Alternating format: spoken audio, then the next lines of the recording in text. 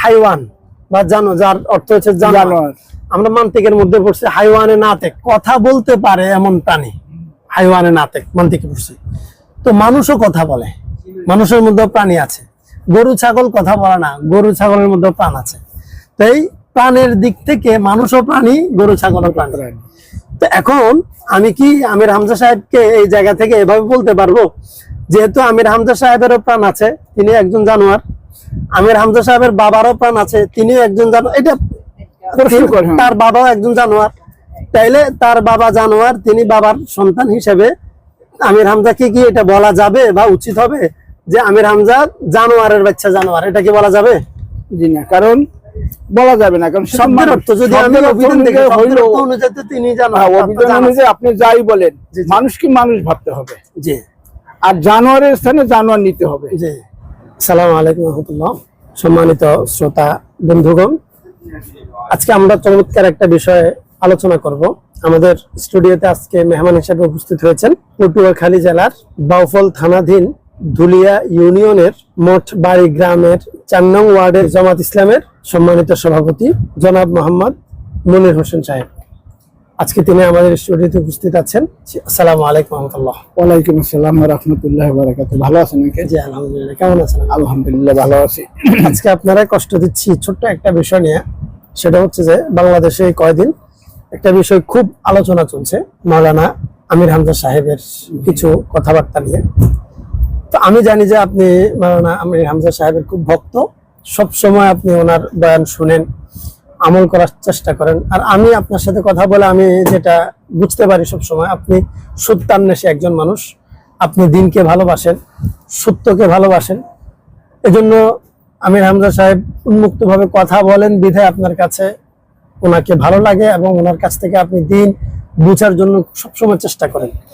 ইদানিং কালে বিশেষ করে জেল থেকে মুক্ত হওয়ার পর থেকে বিশেষভাবে আমির হামজা সাহেবের কিছু কথাবার্তায় আমাদের কাছে বিভ্রান্ত মনে হয়, মোটা দাগের কিছু সমস্যা দেখা যাচ্ছে। আপনি যেহেতু আমির হামজা সাহেবের খুব অনুরাগী, প্রিয় মানুষ, আপনার খুব প্রিয় বক্তা বা আলেম তিনি, তো তার এই বর্তমান যে বক্তব্যগুলা আপনার দৃষ্টিভঙ্গিকে আপনার কাছে কেমন মনে হয় বিষয়টা জানার জন্য। প্রথম বিষয়, তিনি একটা বক্তব্যে বললেন যে আল্লাহকে সর্বশক্তিমান বলা যাবে না। যদি আল্লাহকে সর্বশক্তিমান বলা হয় তাহলে এখানে শিরকের সম্ভাবনা আছে। আমার আল্লাহ সর্বশক্তিমান বললে এর ভেতরে শিরিক ঢোকার সম্ভাবনা আছে। এই কথা আপনি কি বলেন? আমরা জানি আল্লাহ তাআলা বলেছেন ইন্নাল্লাহা আলা কুল্লি শাইইন কাদির, আল্লাহ সর্বশক্তির অধিকারী। জি আঙ্কেল, এক সময় আসলে ঘটনা কি, আমি আমির হামজা এবং দেলোয়ার হোসেন সাজি সাহেবের ওয়াজ না শুনলে আমার ঘুম আসতো না, এটা বাস্তবতা। ওনাকে আমি ভালোবাসি, টোটাল আলেম সমাজকে আমি ভালোবাসি। তারপর আমার ব্যক্তিগতভাবে আমির হামজা এবং সাজি সাহেবের ওয়াজ না শুনলে আমার ঘুম হয় না।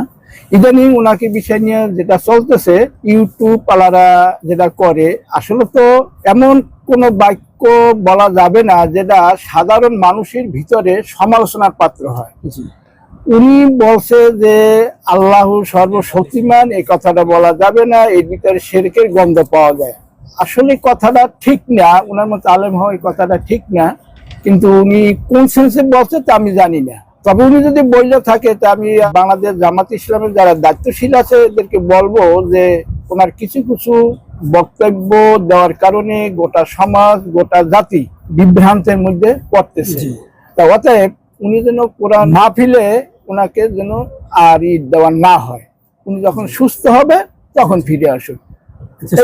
কথা বলাতে আমার একটা কথা মনে পড়ছে, ওনার যিনি আইনজীবী ছিলেন তিনিও বললেন এবং আমির হামজা সাহেব নিজেও বললেন তিনি কঠোর নির্যাতন সহ্য করছেন জেল জীবনে, তারপর থেকে মানসিকভাবে তিনি একটু অসুস্থ। আসলে তিনি নিজেও বললেন এবং তিনি নির্যাতন সইছেন, এটা সত্য, আমরা জানি, বিশ্বাস করি। তিনি একজন মুসলিম মানুষ, আলেম দিন। তো যেহেতু মানসিকভাবে তিনি অসুস্থ, একজন মানসিক অসুস্থ মানুষের পেছনে যদি আমরা নামাজ পড়ি, তিনি যত বড় আলেমে হন, অসুস্থতার কারণে তার নামাজের মধ্যে ভুল হবে, সমস্যা হবে। এখন আমাদের কি উচিত যে অসুস্থ মানুষকে চিকিৎসা না করে ওনাকে ইমাম বানানো? ওনার কিছু শ্রোতা আছে, কিন্তু হয়তো এমন হইতে পারে ওনাকে বাধ্যতা করা হয়, বাধ্য করা হয় যে প্রোগ্রামে যাওয়ার জন্য। এই বাধ্যতার কারণে উনি সম্ভবত যায়, কিন্তু এখানে ওইটা খেয়াল রাখতে হবে, জন্য বাধ্যতামূলক যায় সেটা আলাদা কথা, কিন্তু কোরআন হাদিস এইভাবে সাজাই গুছিয়ে যদি না বলতে পারে, তাহলে ওইভাবে প্রিপারেশন না যদি উনি গোছাইতে পারে, তাহলে না যাওয়াটা আমি উত্তম মনে করি আর কি। ধন্যবাদ, আমরা সংক্ষিপ্ত করছি। এরপরে আরেকটা কথা আসছে নাবাউন শব্দ দিয়ে। নাবাউন অর্থ যেহেতু সংবাদ বা খবর, ওয়া মা ইয়ানতিকু আনিল হাওয়া ইন হুয়া ইল্লা ওয়াহয়ুন ইউহা। আল্লাহ যখন বলেন নবীকে কোনো কিছু বলতে, তখন ওহীর মাধ্যমে জানাইলে আল্লাহ নবী সেই কথাটা মানুষদেরকে প্রচার করেন। নাবাউন শব্দ দ্বারা আমরা সেটাই বুঝিয়েছি, আমরা জানি। তো এখন যারা সাংবাদিক, সংবাদ প্রচার করে আমাদের দেশ বিদেশে, তারাও বিভিন্ন জায়গা থেকে সংবাদ বা খবর কালেকশন করেন। কালেকশন করে তারা সংবাদ প্রচার করে। এই জায়গা থেকে তিনি মিলাচ্ছেন যে নাবাউন অর্থ যেহেতু সংবাদ বা খবর, তো নবীও যেহেতু খবর প্রচার করতেন, সেই অর্থে নবীকেও সাংবাদিক বলা যাবে, এটা তিনি বলেছেন। সংবাদ যারা বহন করে তাদেরকে আমরা সাংবাদিক বলি, এই অর্থে নবীজি সাংবাদিক ছিলেন। অথচ আরবি শব্দ নাবাউন যেরকম, আরবি সাংবাদিক বা সংবাদ প্রচারের ক্ষেত্রে আরেকটা শব্দ আছে সাহাফিয়ুন বা সাহাফি, যার অর্থ হচ্ছে যে সাংবাদিক বা সাংবাদিকতা। আমরা জানি নবী যে সংবাদগুলো আনেন, সেই সংবাদগুলো সবসময় অথেন্টিক হয়, বিশুদ্ধ হয় এবং সরাসরি আল্লাহর পক্ষ থেকে হয়। আর সাংবাদিকরা যে শব্দগুলো আনেন বা খবরগুলো আনেন, এগুলোর মধ্যে সত্যও থাকে, মিথ্যাও থাকে। জি। এবং রাসূল সাল্লাল্লাহু আলাইহি ওয়াসাল্লাম নিজে একটা হাদিসের মধ্যে বলেছেন, যাহাই শুনে তাহাই বলিতে থাকা কোন ব্যক্তির মিথ্যাবাদী হওয়ার জন্য ইহা যথেষ্ট। এটা কিন্তু নবী বলেছেন হাদিস। জি। আর নবী যাই বলে, এখানে মিথ্যার কোনো সম্ভাবনা থাকে না। সাংবাদিকরা যেটা বলে, এটার মিথ্যার সম্ভাবনা 100% না হলেও 50% থাকে। আর নবী বলছেন যে যাহাই শুনে তাহাই বলা, এটা মিথ্যাবাদী হওয়ার জন্য যথেষ্ট। সাংবাদিকরা যাহাই শুনে তাহাই বলে। তো এই ক্ষেত্রে নবীর হাদিস অনুযায়ী কিন্তু সাংবাদিকদের একটা বৈশিষ্ট্য মিথ্যাবাদিতা চলে আসে। তো আমরা কি এদেরকে সাহাফি না বলে নবী বলতে পারবো? যার যে স্থানে তাকে ওই স্থানে রাখাটাই উত্তম। জি জি। নবী করিম সাল্লাল্লাহু আলাইহি সাল্লাম সে শুধু সাংবাদিক ছিলেন না, উনার সাথে পৃথিবীর কারোর সাথে তুলনা হয় না। এখন তো আমরা মানুষ, সবাই তো আমরা মানুষ, কেউ চাকরি করে, কেউ হাল চাষ করে, কেউ ব্যবসা করে, আমরা কিন্তু সবাই মানুষ। আবার দেখেন যারও সন্তান আছে তারও কিন্তু মানুষ বলে। কিন্তু অবৈধ যেমন অনেক দেখা যায় যে আপনার অনেক আবাসিক হোটেলে অনেক নারী পুরুষ একসাথে হইয়া স্বামী স্ত্রী যা করে অন্য তা করে, কিন্তু সেই জন্য তাকে তো স্বামী হিসেবে স্বীকৃতি দেওয়া যাবে না। আবার যে লোক আপনার যারও সন্তানের জন্মগ্রহণ করছে, সে তো কিন্তু মানুষ, পরিচয় কিন্তু মানুষ, কিন্তু আসলে সে যারও সন্তান। নবী করিম সাল্লাল্লাহু আলাইহি সাল্লাম এমন এক লোক, ওনার সাথে পৃথিবীর কারোর সাথে তুলনা দেওয়া যাবে না। পেশাদারিত্বের জায়গায় ওনাকে এইটার সাথে তুলনা করা যাবে না। হ্যাঁ, যদি এই কথাটা বলতে পারতো আমির হামজা সাহেব যে উনি সাংবাদিকতার কাছে করছে কার? আল্লাহর। কিন্তু তাই বলে আপনাদের মতো সাংবাদিক না, এটা কিন্তু আপনার মনে করেন। সুন্দর বলছেন। এইভাবে বললে মানুষের ভিতরে ওই বিভ্রান্ত আসতো না, এত সমালোচনাও হইতো না। নাবাউন শব্দের অর্থ দ্বারা যেখানে আল্লাহ তাআলা সাংবাদিক বুঝান নাই, সেখানে নবীকে ইয়া করা উচিত না। আরেকটা কথা, এটা যদি শব্দের অর্থ মিলিয়ে যদি আমরা বলি, আরেকটা বিষয় আছে, যেমন হাইওয়ান বা যার অর্থ হচ্ছে জানোয়ার।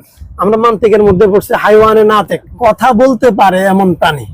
হাইওয়ানে নাতেক মান্তিকে পড়ছি। তো মানুষও কথা বলে, মানুষের মধ্যে প্রাণী আছে। গরু ছাগল কথা বলে না, গরু ছাগলের মধ্যে প্রাণ আছে।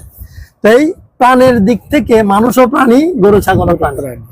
তো এখন আমি কি আমির হামজা সাহেবকে এই জায়গা থেকে এভাবে বলতে পারবো, যেহেতু আমির হামজা সাহেবেরও প্রাণ আছে, তিনি একজন জানোয়ার, আমির হামজা সাহেবের বাবারও প্রাণ আছে, তিনি একজন জানোয়ার, এটা তার বাবাও একজন জানোয়ার, তাইলে তার বাবা জানোয়ার, তিনি বাবার সন্তান হিসেবে আমির হামজাকে কি এটা বলা যাবে বা উচিত হবে যে আমির হামজা জানোয়ারের বাচ্চা জানোয়ার? এটা কি বলা যাবে? জি না, কারণ বলা যাবে না, কারণ শব্দের অর্থ যদি আমি অভিধান থেকে অনুযায়ী তিনি অনুযায়ী আপনি যাই বলেন, মানুষ কি মানুষ ভাবতে হবে। জি। আর জানোয়ারের স্থানে জানোয়ার নিতে হবে। জি। কিছু কিছু ভাষা আছে মাধুর্য, আর কিছু কিছু ভাষা আছে কি ভদ্রতা বা কর্কশ। জি। কিন্তু মানুষের বেলায় আশরাফুল মাখলুকাত হিসেবে ওই জায়গায় রাখতে হবে। জি।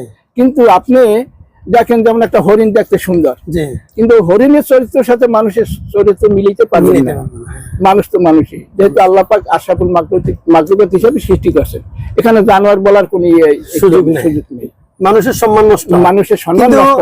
কিন্তু বৈশিষ্ট্যগত দিক থেকে বা আবিধানিক দিক থেকে জানোয়ার বলা যায়, কিন্তু জানোয়ার বাচ্চা জানোয়ার বললে এটা একটা গালি হয়ে এটা যায়। গালি হয়ে যায়। হ্যাঁ, এটা বলা যাবে না। 3 নম্বর প্রশ্ন, তিনি বললেন যে নামাজ পড়লে জান্নাতে যাবে এরকম কোন দলিল আমি পাই নাই। নামাজ পড়লে আল্লাহ জান্নাত দেবে আমি পাইনি। এমনকি নামাজ পড়লে জান্নাত পাওয়া যাবে 100%, এটা হাদিসেও আছে। মিফতাহুল জান্নাতি সলা, যেটা এই হাদিসের সনদ মতন আমি খুঁজে পাইনি, এই সনদ মতন ঠিক নেই। আমি আপনাকে একটু শোনাচ্ছি সুবিধার জন্য।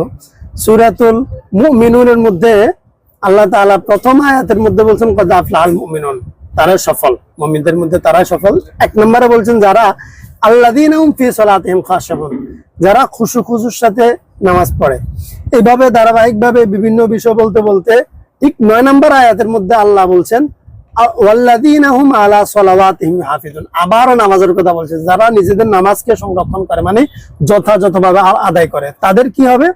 উলাইকা হুমুল ওয়ারিসুন, যারা নিজেদের নামাজকে যথাযথ আদায় করে তারা হচ্ছে যে ওয়ারিস, উত্তরাধিকার সূত্রে তারা আল্লাযীনা ইয়ারিসুনাল ফিরদাউস ওয়া হুম ফিহা খালিদুন, জান্নাতের অধিকারী হবে, জান্নাতের মালিক হবে উত্তরাধিকার সূত্রে, এবং সেখানে তারা আজীবন থাকবে। আল্লাহ নিজে বলছেন যে সূরাতুল মুমিনুনের 9 নম্বর আয়াতে 10 নম্বর আয়াতে, যে যারা নামাজকে সঠিকভাবে আদায় করবে, নামাজ সঠিকভাবে পড়বে, হক আদায় করে, তারা জান্নাতের অধিকারী হবে, জান্নাতের উত্তরাধিকার হবে এবং চিরস্থায়ী জান্নাতি হবে, আল্লাহ বলছেন। এবার আমির হামজা সাহেব এত বড় একজন মুফাসসির কোরআন, তিনি বলেন যে তিনি পুরা কোরআনের কোথাও পান নাই নামাজ পড়লে জান্নাতে যাবে। এখন আপনি এই বিষয়ে কি বলেন? ওনার ওয়াজ শুনার বিষয়ে সতর্ক হওয়া দরকার কিনা? আঙ্কেল, ইউটিউবে আলারা হয়তো বা আমি কারো পক্ষেই কথা বলবো না, বলি নাই, কারণ এটা তো ইসলাম নিয়ে কথাবার্তা। হয়তো ইউটিউবার এদিক ওদিক হইতে পারে, এটা আগা গোড়া কাইটা মাঝখানে কথাটা হইতেও পারে, কিন্তু আল্লাহ পাক বলছে আলা তাহিনু আলা তাহাজানুন আলা আনতুমুল আলাইনা বিল মুমিনিন, তোমরাই বিজয় হবে, তোমরাই বিজয় অর্জন করবে যদি তোমরা মুমিন হয়। এখন জান্নাত পাইতে হলে তো মুমিন হতে হবে, মুমিন হতে হলে নামাজ পড়তে হবে।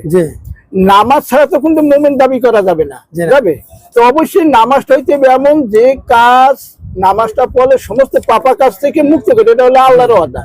এখন আমি যদি নামাজও পড়ি আর পাপ কাজও করি, তো এই নামাজ তো কোনো নামাজ না। হয়তো উনি এই সেন্সও বলতে পারে যে নামাজ পড়লে যে আপনি জান্নাতে যাবেন এমন না, কিন্তু নামাজ কবুল হওয়ারও শর্ত আছে।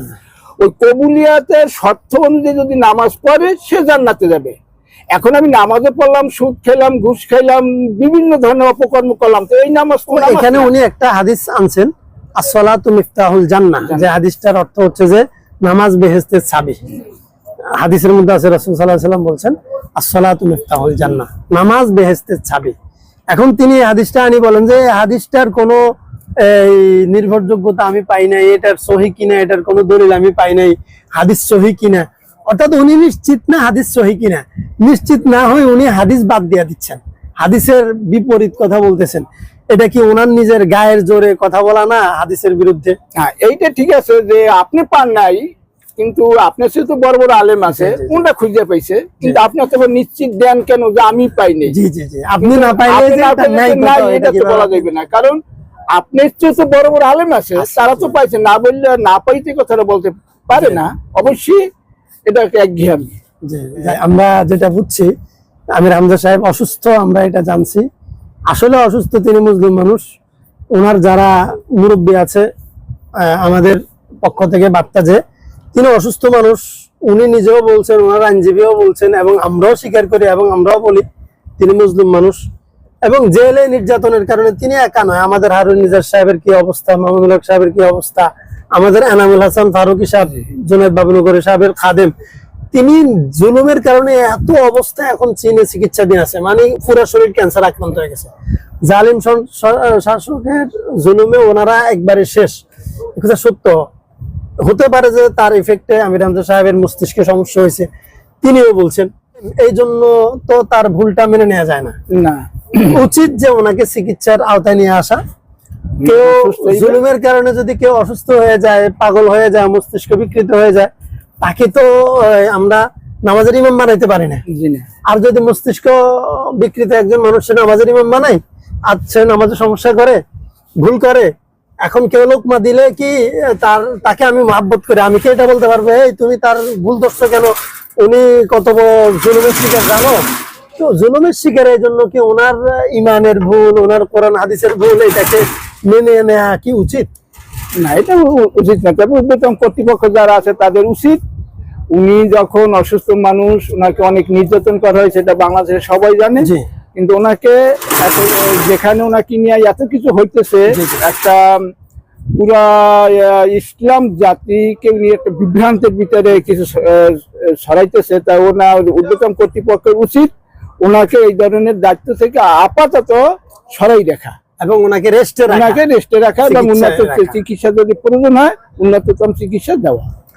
ধন্যবাদ আমাদের মেহমানকে। সর্বশেষ আমি যেটা বলবো, আমির হামজা সাহেবের প্রতি সম্মান শ্রদ্ধা রেখে এবং ওনার ঊর্ধ্বতন কর্তৃপক্ষের কাছে আমাদের যে বার্তা, যে ওনার উপর জুলুম হচ্ছে, উনি একজন মুসলিম মানুষ, অসুস্থ মানুষ, ওনার উপর জুলুম হচ্ছে, ওনাকে চিকিৎসার আওতায় নিয়ে আসা এবং ওনাকে রেস্টে নিয়ে যাওয়া, এটাই আমাদের জন্য, ওনার জন্য ভালো হবে, আমাদের জন্য ওনার অনুরাগী ভক্ত যারা আছে তাদের জন্য ভালো হবে।